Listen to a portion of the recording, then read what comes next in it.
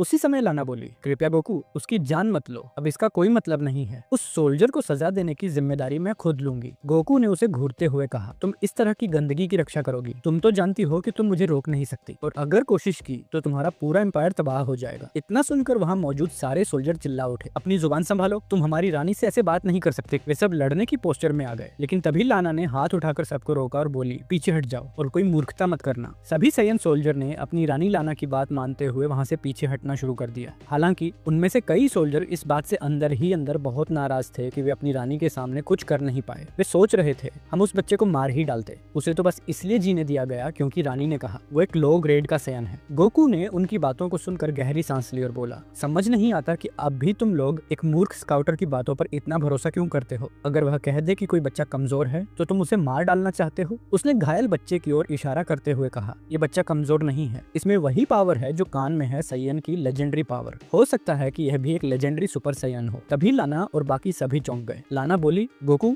आप जो कह रहे हैं वो हमारी समझ से परे है। गोकू ने सीरियस होकर कहा, तुम लोगों ने शायद सुना होगा हर 1000 साल में एक लेजेंडरी सुपर सैयन जन्म लेता है, उसका एनर्जी इन्फिनिटी होता है, वो कोई साधारण वॉरियर नहीं होता। दैशिकन ने बात को आगे बढ़ाया, गोकू शायद अब हमें लौटना चाहिए, इस सोल्जर को मारना जरूरी नहीं, उसे खुद ये समझने दो कि किसी भी जीव को कभी कम मत समझो, चाहे उसका जन्म कितना भी कमजोर क्यों ना हो। गोकू थोड़ी देर शांत रहा, फिर बोला, ये कीड़ा मुझे गाली देकर बच नहीं सकता, मौत इसका हक बनती है, लेकिन तुम्हारी बात सही है दैशिकन। उसने उस सैयन की ओर देखा और कहा, आज मैं तुम्हें जीवन दान दे रहा हूँ, लेकिन तुमने एक गॉड को गाली दी थी, इसलिए तुम्हें सजा तो मिलेगी ही। इसके बाद गोकू ने उस आदमी को एक ऐसा पंच मारा, वो सोल्जर दूर जाकर गिरा, उसका पूरा शरीर हड्डी दर हड्डी टूट चुका था, लेकिन उसकी जान बची रही। लेकिन तभी लाना ने आवाज लगाई, रुको गोकू, तुमसे एक सवाल पूछना है। अभी अभी तुमने कहा कि तुम एक लो ग्रेड के सैयन हो, क्या ये सच था या सिर्फ उस सोल्जर को अपमानित करने के लिए कहा था? गोकू मुस्कुराया और जवाब दिया, हाँ ये बिल्कुल सच है, मैं एक लो ग्रेड का सैयन था। सच्चाई तो ये है कि मैं हिस्ट्री का सबसे कमजोर सैयन था, लेकिन अब समय बदल चुका है, अब मैं पूरे मल्टीवर्स का सबसे पावरफुल मॉर्टल हूँ। लाना की आंखों में हैरानी थी, वो बोली, मैं तुम्हारे बारे में और जानना चाहती हूँ, तुमने मेरी क्यूरियोसिटी जगा दी है। गोकू ने दैशिकन की ओर देखा और कहा, दैशिकन लाना को मेरी पूरी कहानी दिखा दो। एक पल में ही लाना की आंखों के सामने गोकू के पूरे जीवन की हाईलाइट चलने लगी। उसे सब कुछ दिखा, उसका बचपन,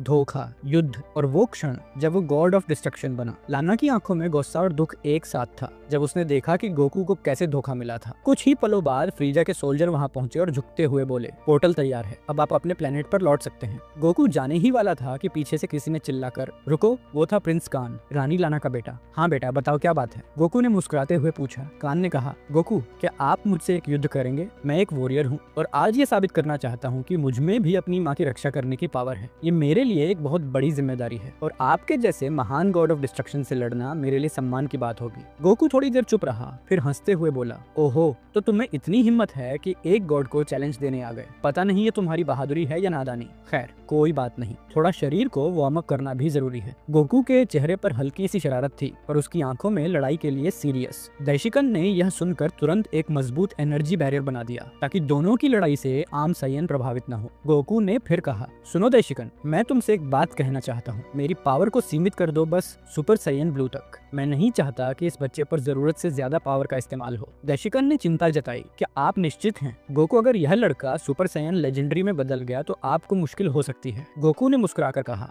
चिंता मत करो दैशिकन, मैं सिर्फ यह देखना चाहता हूँ कि यह बच्चा कितनी दूर तक जा सकता है। मुझे नहीं लगता कि सुपर सैयन ब्लू से ज्यादा की जरूरत पड़ेगी। तो चलो अब तुम भी अपने उस रूप में बदल जाओ जहाँ तुम अपने होश खो देते हो। गोकू लड़ाई की पोस्टर में आ गया। कान ने शांत स्वर में कहा, माफ कीजिए गोकू, मैं उस रूप में नहीं बदल सकता जिसकी आप बात कर रहे हैं। गोकू मुस्कुराया, उसे समझ आ गया कि कान अभी उस पावर को कंट्रोल नहीं कर सकता। दोनों अचानक हवा में कूदे और पावरफुल पंच और किक का आदान प्रदान हुआ। गोकू ने पहले कान के चेहरे पर पावरफुल पंच मारा, फिर एक तेज किक दी और पीछे से एनर्जी का हमला किया। कान जमीन पर गिरा, थोड़ा गुस्से में उठते हुए बोला, किसी ने पहले कभी मुझे इस तरह नहीं मारा। उसी समय उसकी आंखों की पुतलियां पीली होने लगी, उसकी नसें उभर आईं और उसका एनर्जी लेवल तेजी से बढ़ने लगा। कान की पावर इतनी तेजी से बढ़ रही थी कि वह अपनी माँ से भी आगे निकलने लगा। चारों ओर उसकी एनर्जी का विस्फोट हो रहा था। एक पल में गोकू को इतनी जोर की टक्कर लगी कि वह उड़ता हुआ कई इमारतों को तोड़ते हुए गिरा। यह देख सभी सयान दंग रह गए, यहाँ तक कि रानी लाना भी हैरान थी। कान की पावर बढ़ती ही जा रही थी, मानो वह अपने आप को रोक नहीं पा रहा हो। गोकू सुपर साइयन में बदलते हुए बिजली की रफ्तार से बाहर आया और कान को एक जोरदार पंच मारा। कान कुछ कदम पीछे गया, लेकिन उसने तुरंत खुद को संभाल लिया और पलटकर गोकू पर हमला करने गया,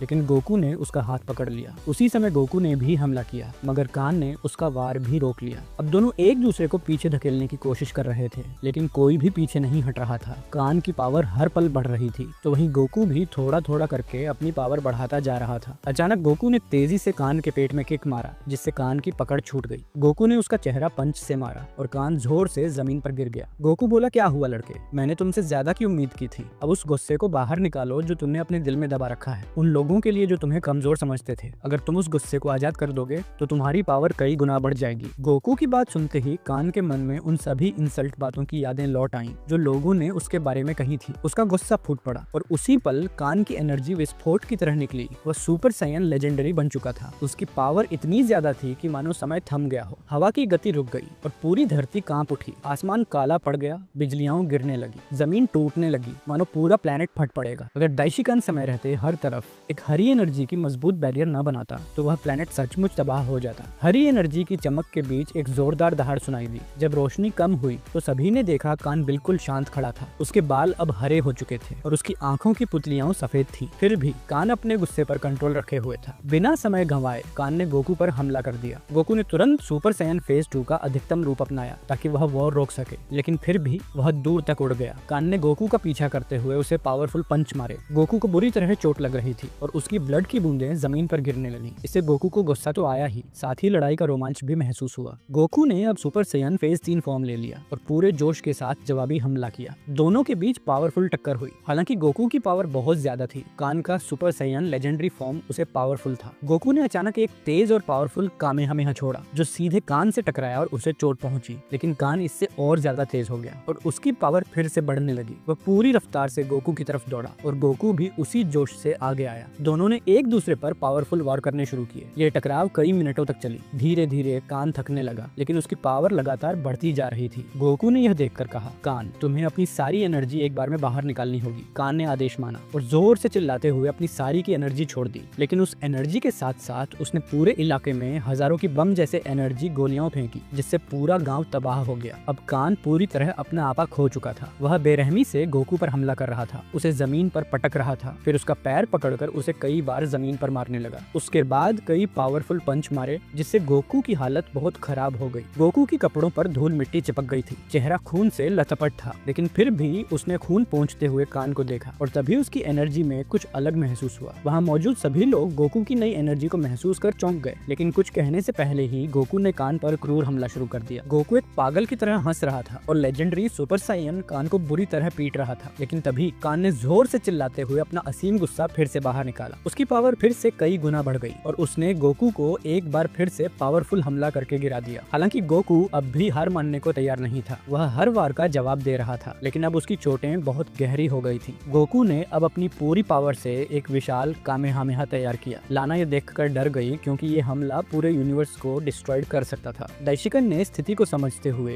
एक पावरफुल बबल्स में गोकू और कान दोनों को बंद कर दिया, ताकि उनके हमले से बाकियों को कोई नुकसान न हो। अब कान ने भी एक मेगा ब्लास्टर तैयार किया। दोनों ने एक साथ अपना सबसे पावरफुल हमला छोड़ा। दोनों हमले आपस में टकरा गए। गोकू समझ गया था कि वह इस टकराव को ज्यादा देर तक नहीं रोक पाएगा, इसलिए उसने एनर्जी ऑफ डिस्ट्रक्शन का इस्तेमाल करके कान के हमले को खत्म करने की कोशिश की, लेकिन जल्द ही उसे समझ आया कि कान की इन्फिनिटी पावर को डिस्ट्रॉयड नहीं किया जा सकता। कान ने और भी ज्यादा पावर लगा दी, जिससे गोकू का कामेहामेहा पीछे हटने लगा। अब गोकू के पास एक ही रास्ता था। उसने अपनी बाकी की पूरी पावर से एक जादुई ढाल बनाई ताकि वह कान के हमले से खुद को बचा सके। कान का हमला जैसे ही गोकू की ढाल से टकराया, वह ढाल टूट गई और पावरफुल धमाका हुआ। इस धमाके ने एक पोर्टल खोल दिया और गोकू उस पोर्टल में गिर पड़ा। वह लगभग बेहोश था। उसकी पावर पूरी तरह से खत्म हो चुकी थी। ये सब देखकर एंड्रॉइड 18 और दाइशिकन चौंक गए। गोकू की हार कोई मामूली बात नहीं थी। गोकू उस पोर्टल से होकर एक ब्लैक होल में जा गिरा। एंड्रॉइड 18 ने तुरंत फीडबैक दी और कान को एक झटके में बेहोश कर दिया, जिसे देखकर लाना भी हैरान रह गई। दाइशिकन ने तब तक पता लगा लिया था कि गोकू पूरी तरह से डिस्ट्रॉयड नहीं हुआ है। और इसी के साथ ये एपिसोड यही समाप्त होता है। अगर मजा आया हो तो लाइक करो,